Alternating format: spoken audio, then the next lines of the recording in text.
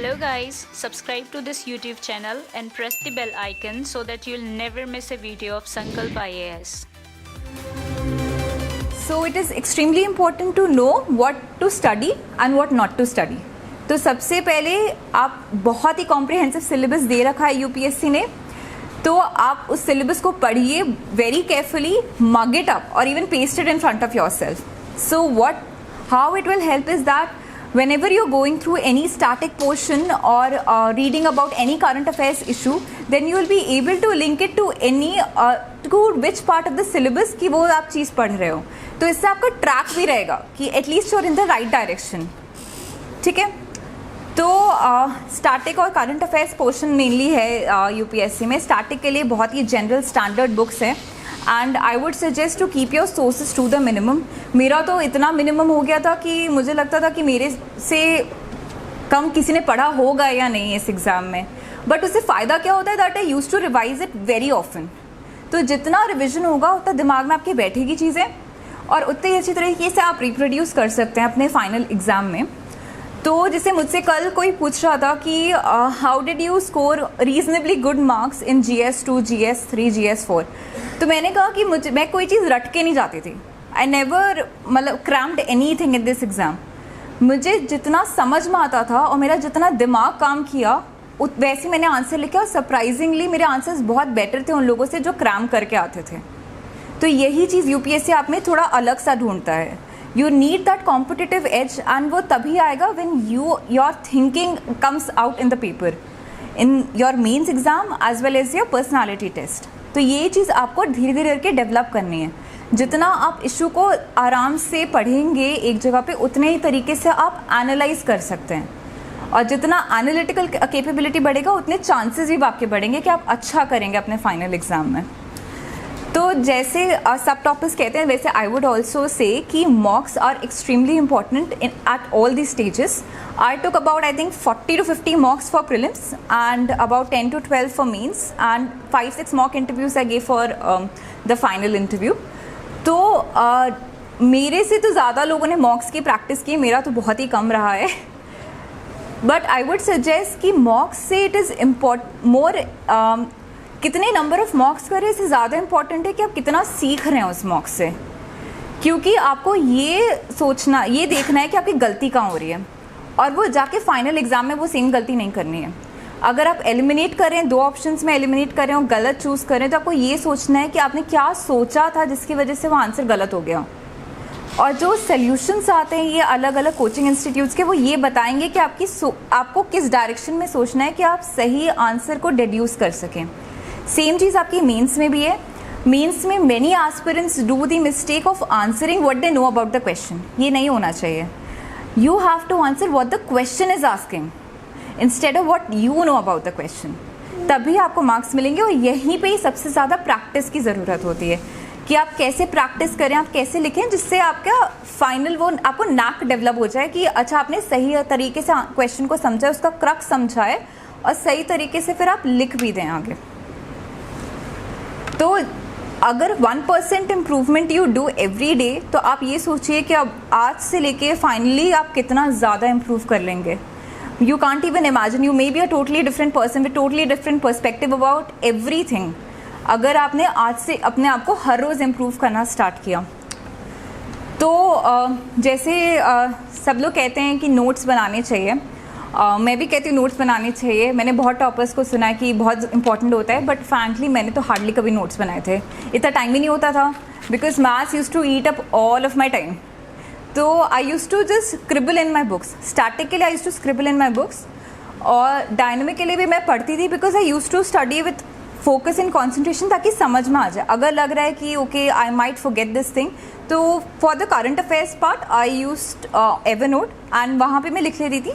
अलग अलग notebooks I use to make for GS 1, 2, 3, 4 और उसके टॉपिक्स के हिसाब से मैं अपना लिखती थी कि ये चीज़ इंपॉर्टेंट है या ये चीज़ इंपॉर्टेंट है. And separately I use to prepare data sheet also क्योंकि वो आपके मेंस और एसए में आप डेटा अगर डालेंगे तो उससे आपका वेटेज बढ़ेगा. आपको उससे ब्राउनी पॉइंट्स मिलेंगे कि अच्छा वो एग्जामिनर को लगेगा कि आप एटलीस्ट टू द पॉइंट लिख रहे हैं कि जो बात है तो आप उसको मतलब सप्लीमेंट कर रहे हैं डेटा से.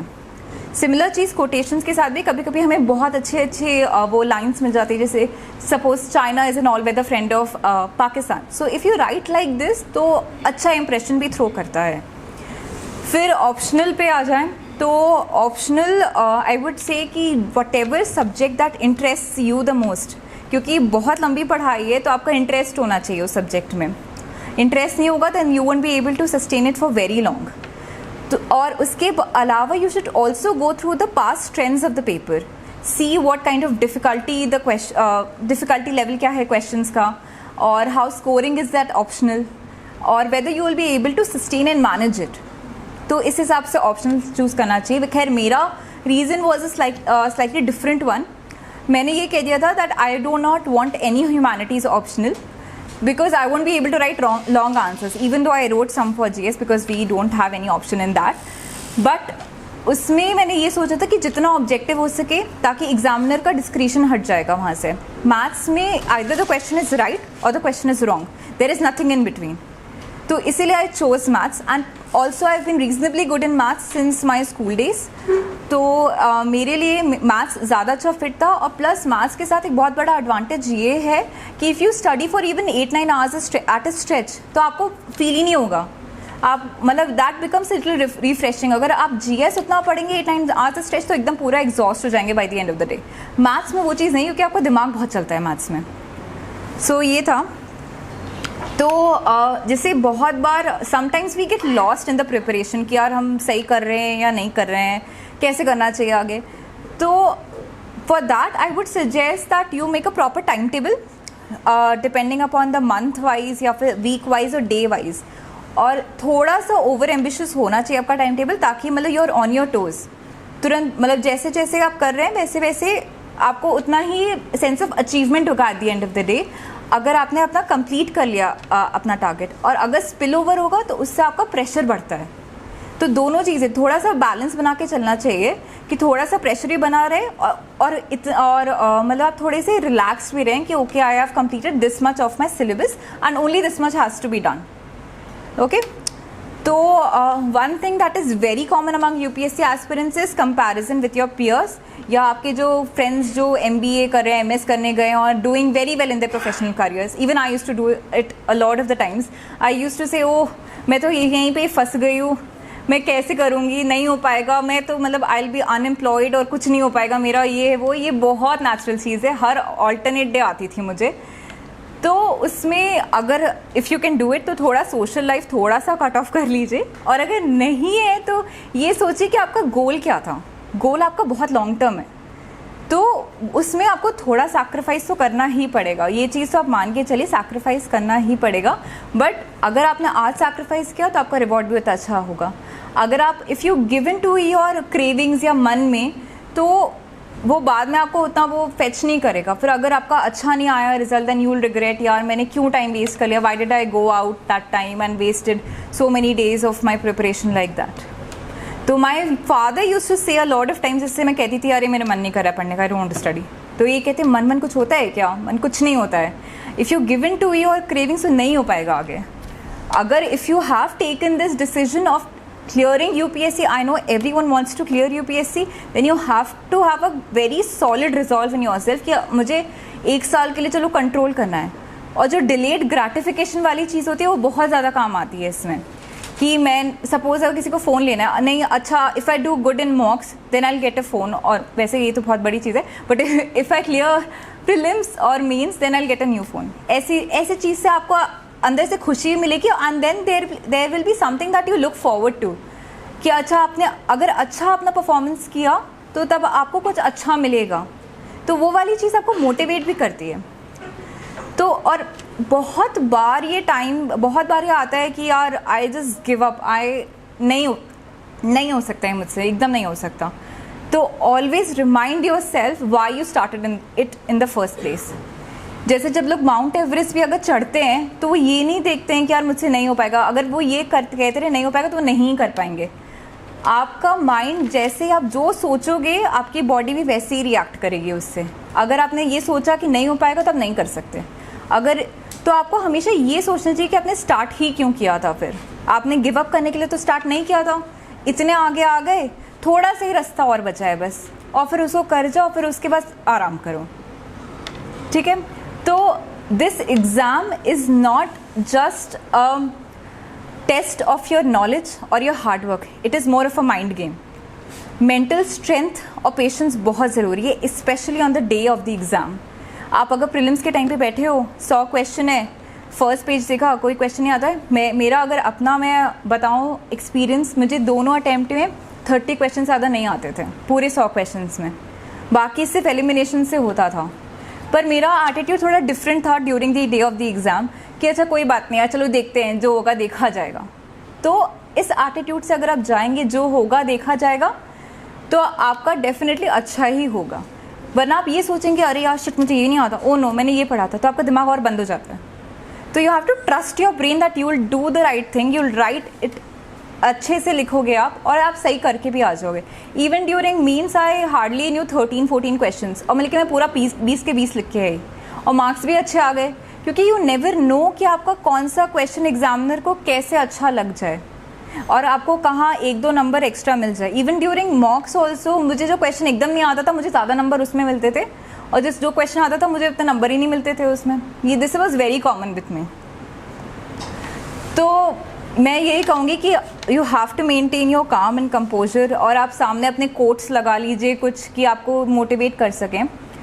तो बहुत बार ऐसे होता है that there may be certain unforeseen circumstances कि आप उसमें कुछ नहीं कर सकते। जैसे in the last means, just 1 month before means I suffered a severe shoulder injury मेरे राइटिंग हैंड में, and I could not even move my hand, इतना भी नहीं मूव कर रहा था, and only 1 month was left for means. तो मुझे लगा था, द फिजियोथेरेपिस्ट सेड दैट 3-4 महीने लग जाएंगे इसको ठीक होने में, and forget about writing, and in means you just have to write continuously. आपको ऊपर देखने का भी टाइम नहीं होता है मीन्स में, इतना तेज़ दिमाग, मतलब इतना तेज़ आपको लिखना है, क्योंकि 20 क्वेश्चंस हैं, 3 hours हैं सिर्फ, बहुत लिखना होता है, टाइम बहुत कम है। बट उसमें मैंने पहले हाथ पैर छोड़ दिए थे कि यार नहीं हो सकता है शायद, but then again my father said that you have come so far, do you want to really give up? Maybe this is your time, maybe you will get through the list, do you want to give up right now? I said no, I don't want to give up. ठीक है, बहुत physiotherapy हुई, बहुत exercises की, my parents help me a lot during that, and I still remember कि जिस दिन essay था, उस दिन in the morning there was an article on Swapna Burman. Just a day before, or I think a week before, she had won the Commonwealth Games का gold medal in the heptathlon, and उसके एक दिन पहले she was in such great pain that she wanted to withdraw from the race. और उसमें जब मैंने उनका पूरा स्टोरी पढ़ा before going for the final exam, जब मैंने ये पढ़ा कि हाउ शी ब्रेव दो सर्कमस्टांसेस एंड इमर्ज्ड विक्टोरियस, तो यार ये तो छोटी सी शोल्डर इंजरी है, लिख लेंगे, हो जाएगा। And trust me, during those 3 hours for all the 9 papers I did not feel any pain. उसके बाद बहुत पेन हुआ, that is true, but during those 3 hours I did not feel any pain, क्योंकि पूरा मेरा माइंड उस पर था कि एग्ज़ाम को लिखना है, बस किसी भी तरीके से लिखना है।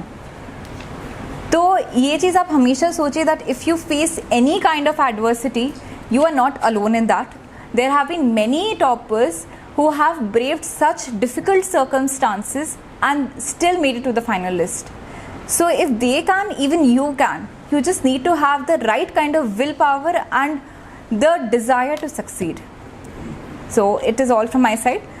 So thank you. If you have any questions, then please ask. Yes? What are your views on physics optional? See, a friend of mine had taken a physics optional, so I think he scored around 330, which is a very good score. और optional में आपको ऐसे होना चाहिए कि आप paper कर लें. So if you are a physics graduate, then first evaluate the paper whether you are able to do it or not. Or with practice you can definitely improve upon it. तो if you are interested, क्योंकि मेरे को physics, I found physics very difficult. So it is up to you. You have to evaluate your strengths and weaknesses and then take up that optional. But in my personal opinion, I think that science subjects are a much better optional because उसमें chance ज़्यादा होता है score कर पाने का.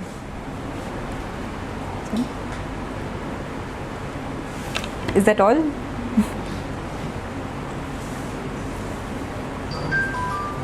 Yes. In first attempt, how you completed like whole syllabus in one? Oh yes, I did not touch upon that. So in my first attempt, I did not complete the syllabus. Even in maths, I hardly completed 60 to 70% of my syllabus. But you have to understand one thing, that nobody, no topper can complete the syllabus in time. You have to trust your brain that you will write it properly. जितना आएगा उतना लिख के आएंगे, ये चीज़ होना चाहिए. And even during the second attempt, I could not complete my math syllabus. So optional is a deciding factor of your rank, but still I could not complete it. But I scored a decent 309 in my optional. So जैसे बहुत लोग होते हैं that they'll start answer writing when मेरा GS1 का paper मेरा GS1 का preparation ख़त्म हो जाएगा, then I'll start answer writing. This should not be the case. You should start answer writing and जितना आपको आता है आप उस हिसाब से लिखो. So it will be like आप ये समझ जाओगे कि आपको पढ़ना कैसे है कि आप ये आंसर लिख सकते हो. You have to keep it in mind that UPSC will ask questions which are beyond syllabus और beyond what you have studied. अगर आपने ये मन में बैठा लिया ना तो आपको प्रेशर नहीं होगा वहाँ पे कि कोई बात नहीं, अगर जैसा भी आएगा you will be able to identify कि आपको क्या लिखना है, provided your mind is very calm. So calm and composure on that day is extremely important. भले आपका सिलेबस नहीं हुआ हो, बिना सिलेबस किए हुए भी आप कर जाओगे. For mains, so if you have a reasonably good base of the entire syllabus, थोड़ा बहुत अगर आता है, then you should start answer writing straight away. So धीरे धीरे you start getting the hang of it, how to write an answer, how to divide it in the form of introduction, body and conclusion, and slowly you will build up upon it. And how do you used to revise without notes? Without notes. So as I said before, that I used to scribble on the books that I was reading. So mostly on that I used to revise. Newspaper reading is extremely important because then you will get the hang of what is going on in the country and in the world. So and उसके बाद अगर आप compilation पढ़ते हैं तो उससे क्या होता है कि आपको clarity ज़्यादा हो जाएगी, सब्जेक्ट की क्लैरिटी बहुत ज़्यादा हो जाएगी. जैसे मैंने कहा, I reduced my sources to the minimum, जिसको और मिनिमाइज नहीं किया जा सकता था मेरे ऐसे सोर्सेज से. तो जितना सोर्सेज कम हो जाएंगे उतना आपको, आप बैठ के सोचोगे ना वो इश्यूज़ के बारे में, तो वो मेंटल मैप बनने लगता है धीरे धीरे करके. धीरे धीरे you can connect the dots between different issues और फिर वो फाइनली आ जाएगा आपको. GS 2-3, like it's very dynamic. Yeah. So like if we go about static part or go for the So from in my opinion, I think the static part you would have already covered before prelims. So because in prelims most of the static questions from GS2 and GS3 are asked. जैसे polity, economy, environment का जो static वाला part होता है, for which you need some conceptual clarity, so those are asked in prelims only. So for the static part, it already gets covered in your prelims, and for the dynamic part, you need current affairs. But to replicate it in the exam, to reproduce it properly in your answers, you need to have clarity about the static subjects. So for both GS2 and GS3, I hardly ever referred to any static material. It was only current affairs based. And I think I scored the mostly better marks in GS2 and GS3 because it was current affairs based. so like rather than going through the static part, we like just go with the one revision and rest for the newspaper and current affairs. So see, one thing is sure that you need to have conceptual clarity about the static part. कि अगर cash flow हो रहा है तो आपको ये पता होना चाहिए कि अगर गवर्नमेंट ने ये अपना एक्सपेंडिचर बढ़ा दिया या फिर if the RBI increases the repo rate, then what is the repercussion down the line. So you need to be clear about that, those kind of things. अगर वो है तो उसके बाद you can straight away go for only the current affairs part of it.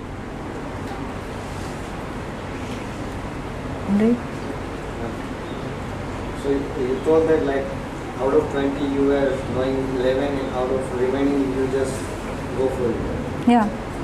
So like many a times it's happened like if you go for it, like it will go other way, right? Like it will create a bad impression on the examiner also. So like how do you manage that? So this is a risk that you have to take. So one of my seniors who got a very good rank, I think 2 years before me, she told me that if you are not able to write 20 questions, then आपका selection नहीं होगा, you won't get selected at all.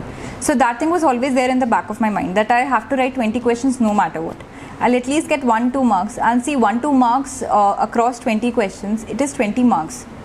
And जो आपका mains का cut off जो छूटता है वो इतने ही छोटे मार्क्स का मार्जिन से छूटता है. सो ऐसा नहीं है that you will know nothing about it. बहुत कम क्वेश्चंस होते. There are some questions in your GS3 paper which may come out of your syllabus, out of what you have studied. But still, because you've studied so much over the years, you'll have some kind of knowledge. At least 1% you will know. So you can expand upon it. So like, what was your strategy? Like, you will go with the sequence or you will leave that for the last? I used to leave those for the last. So when you get the question answer booklet during mains, you're mainly asking about mains, right? So around 5 minutes are there before you have to open up and then start writing. So firstly, I used to go through the paper upar se. I used to skim through the questions, what I know and what I don't know, and I used to circle which questions I don't know properly. And whatever I know, I started writing from those. Because if you know certain questions, you will be able to extract maximum marks from there. So that is a strategy I followed. I never followed any thing like I'll start from the first question and then to the question number 20, or I'll do the 15 markers first and then the 10 markers next. I never did that. In fact, in GS2 this year, I completed all the 15 markers first and the 10 markers later, because out of 10, I did not know maybe 4 or 5 questions. So that is why I completed the paper on time. While in GS3, I left the first 3 questions, did questions randomly. So there was no single strategy that I followed. So that always depends on person to person. Yes? How was your interview? Can you share? So I gave a total of 3 interviews. One was last year and 2 this year. One in the forest one and the civil services one. So the forest interview was a little stressful. I was put under stress. I was asked questions like, okay, now you've presented. As soon as I sat down, he said, okay, you've presented a paper now. So I'm giving you 2 minutes. Present a paper on how UPSC can improve its efficiency in handling the candidates. So it is very difficult to answer because you do not want to antagonize them, but you also have to be very logical in what you are saying. And then questions came on like, okay, army, do you think that women in combat roles should be allowed? So when someone who is around 65 years of age, he's asking you a question in this tone. So at that time you have to stand your ground. So I said, yes, it has to be allowed, and then I gave the justification for that. He said, but the army is not allowing it. Are you above the army? So now you have to defend yourself. Then the follow-up question was that, okay, so you're an advocate for the army. Argue against women entering combat roles. So these kind of questions are difficult because you do not want to go against what you have said earlier, but also you have to be very logical why it should not be allowed. So that was the kind of stress that they were building up on, and वो last तक चला था. But I scored far better marks in that because I was very calm during that interview. That okay, they are putting me under stress. The next question I'll answer in a much more proper fashion. So they were testing only that how well you respond to under stress, because as civil servants you will be under stress almost the entire span of your career, but you have to be very calm when you are taking decisions. And during the civil services interview, it was exactly the opposite. I was put in a very comfortable position, and they were asking me questions on very dynamic issues जो बहुत पहले भी चलते आ रहे थे, but I don't know why I did not get as good marks as in the forest interview. So it was like that. What about GS4? GS4. So I think frankly speaking, I did GS4 only 5-6 days during the entire preparation of mine. So I read a book by Lexicon. So I read that, got a brief overview about what the subject is all about. Then a couple of notes are there in the market by which you can build your perception about what UPSC is demanding of you, how you have to answer the questions in a proper fashion. And with answer writing practice, you can develop that. Many toppers do suggest that you should prepare notes on different words that are written in the syllabus, like honesty, integrity, what it means to you, and what kind of example you can give about honesty or integrity or such other things. So I was a very kind of in the moment kind of person. मैं answers लिखती थी, but I used to give examples then and there itself. दिमाग में मेरे back of the mind में चलते रहते हैं कि what examples I can give. So it is always beneficial particularly in the section A part that you should write at least 2 or 3 examples in your answer, because उससे ना बहुत practical आपका वो मिलता है, प्रैक्टिकल एंगल मिलेगा आपके आंसर को. तो ऐसे किया था मैंने. किस चीज़ के लिए? तैयारी के लिए जैसे मैंने कहा बहुत ही मिनिमम सोर्सेज थे. If we go paper wise then GS1 में modern history I did only Spectrum. I give very brief reading of Bipin Chandra old NCERT. Then ancient history I did not do. Art and culture Vajiram notes, and medieval history I did not do. और फिर then geography only 11th 12th NCERT and class notes, and social issues only current affairs. GS, if we come to GS2, then polity Lakshmikant, governance Vision IS value addition notes, international relations completely current affairs. GS3 economy only class notes, environment Shankar IS, and what all is there? Disaster management current affairs, or science and tech only current affairs. Then GS4 as I've mentioned lexicon and some class notes. That is it. That is why I said I reduced the sources to a minimum. Essay? So essay का आपको strategy थोड़ा differently, because everyone has a different style of writing the essay. So I used to get my essays corrected from my father, and he was analyzing it from a layman's perspective. He said that whatever essay you're writing, the introduction should be very catchy, and you have to capture the essence of your essay in the introduction so that the examiner is intrigued why he should read your essay. Otherwise, even if I get to correct around 100 copies a day, I won't feel very much interested to go through the entire essay in quite detail. So you have to make the introduction a little catchy, so I worked upon that. And in the main body, there should be linkers from one paragraph to the next, so that the reading becomes very smooth and very coherent in that respect. And then there are different styles of writing essay. For example, you can write it from different angles like social, political, economic, environmental, legal, etc. Or you can divide it in terms of the stakeholders, or you can write it in the past, present, future format. So you can work upon that, find out which is your best style of writing, and then write the essay. Okay? And yes, one more thing, that never get bogged down by the kind of marks you will be getting in your mocks, because you have to take it with a pinch of salt, and the marks that you get in mocks are never reflective of the marks you can get in your final exam. Because even in essay, in my first attempt especially, I never crossed 100 or 110 in the essay test series that I took, and finally I scored a good 141 in my final paper. So it is never reflective of how well you can do in your final exam. When did you start your answer writing for your preparation in the first year? Okay, so I started it after prelims only, because the math syllabus was so exhaustive that I spent a lot of time on completing the syllabus as much as possible. So I was just reading newspapers, a bit of static, and doing maths preparation before I started preparing for prelims. And after prelims, from the next week or so, I started answer writing. So earlier I used to take around 17 to 22 minutes for writing just one answer, and that was a very pathetic answer. But very slowly your quality of answer will start improving. So first you have to focus on the content of your answer, and not see whether you are writing within the time limit or within the word limit, because that will eventually come. The main thing that matters in this examination is the kind of content you are presenting. Okay?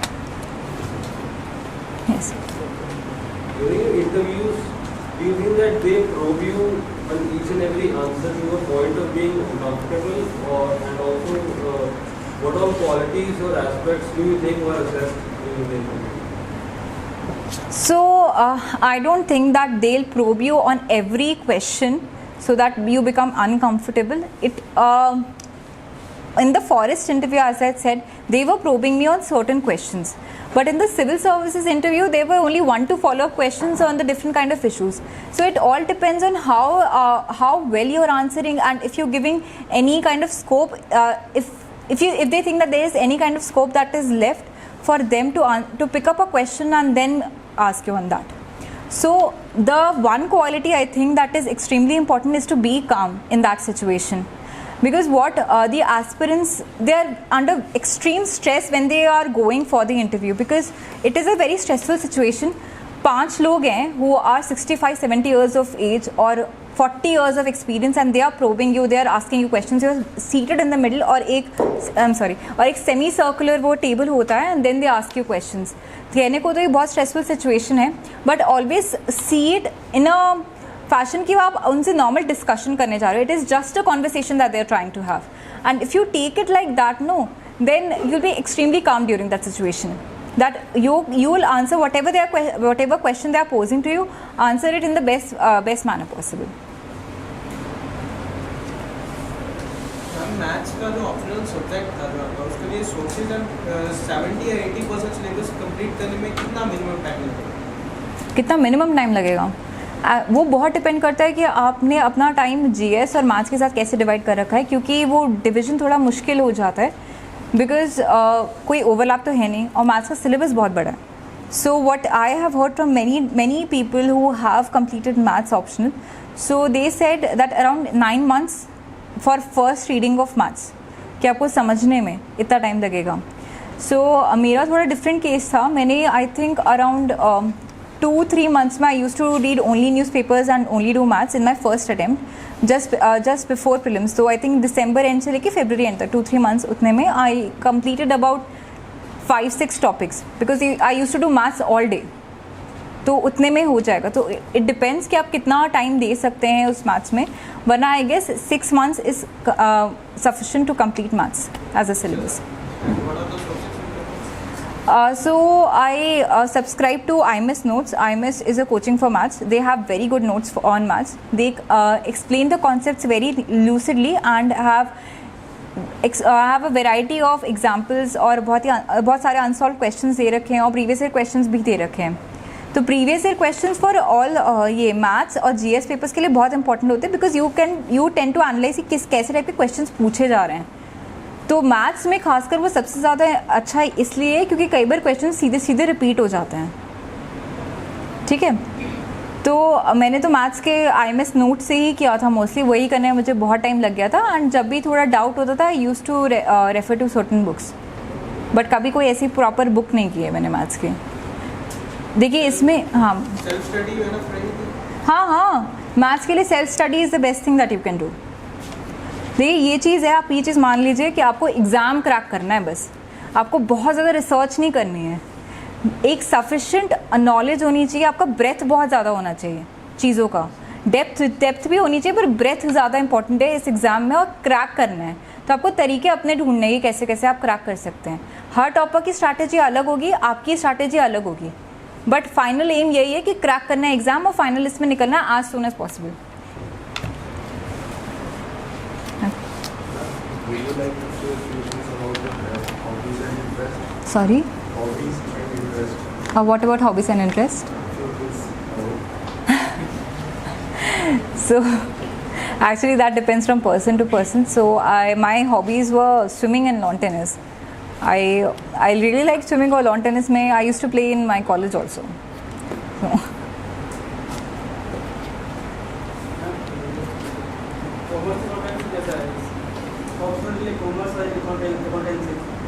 I am not able to get you.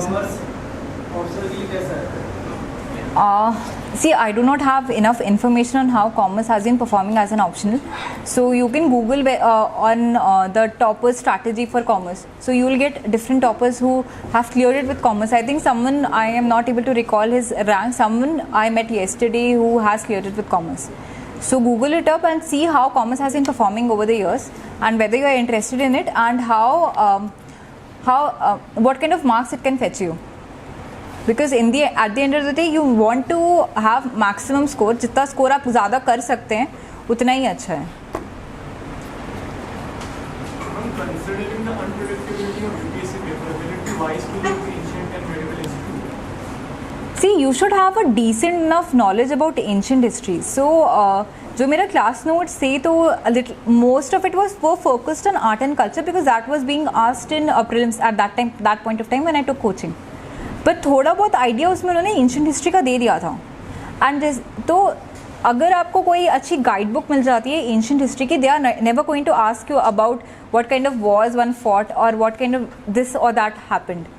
तो बहुत answers ना आपको logically होके सोचना पड़ेगा. I think UPSC में आप अगर आंसर्स जितना लॉजिकली लिखेंगे, B it GS1, GS2, GS3, GS4, उतने आपको मार्क्स मिलेंगे. क्योंकि मेरे मार्क्स GS1 में आई थिंक इसीलिए थोड़े से कम इसलिए रह गए थे क्योंकि मैं फैक्ट्स बहुत याद करने की कोशिश करी थी, जो इतना अच्छा इसलिए आ नहीं पाया मेरे आंसर्स में. तो थोड़ा बहुत तो आइडिया ज़रूरी है. तो आप कोई guide book, I think TMH की गाइड बुक इज़ देयर, तो you can subscribe, you can just go मतलब skim through it and have a fair enough idea कि कब क्या कैसे हुआ था, थोड़ा बहुत. That will be fine.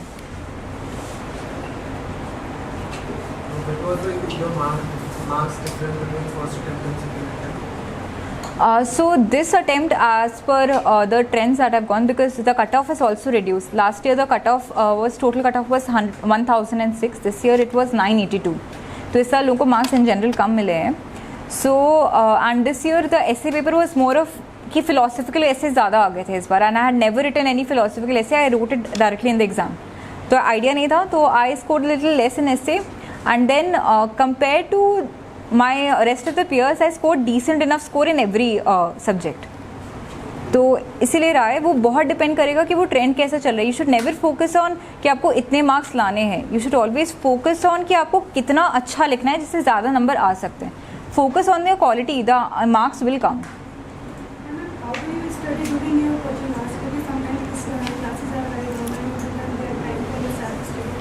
Yes, so one thing that I did during my coaching was, during those 2.5 hours lecture, I prepared very extensive notes, whatever the teacher was saying, and if you go through that notes, no, तो आपका बहुत अच्छा understanding उसी से buildup हो जाएगा. और कई बार क्या होता है, if you listen to something that is being taught in the class very intently, you tend to reproduce it in your answers also. तो ड्यूरिंग दोज कोचिंग आवर्स मैं बहुत अच्छे से उसको पढ़ लेती थी और थोड़ा उसके बाद जाके एक बार रिवाइज कर लिया. तो आपका वो टॉपिक तो क्लियर हो गया. आपका अराउंड 2 आवर्स के आसपास you take to read the newspaper and फिर बाकी टाइम ऑप्शनल में दे सकते हो. तो ऐसे I use to plan my day.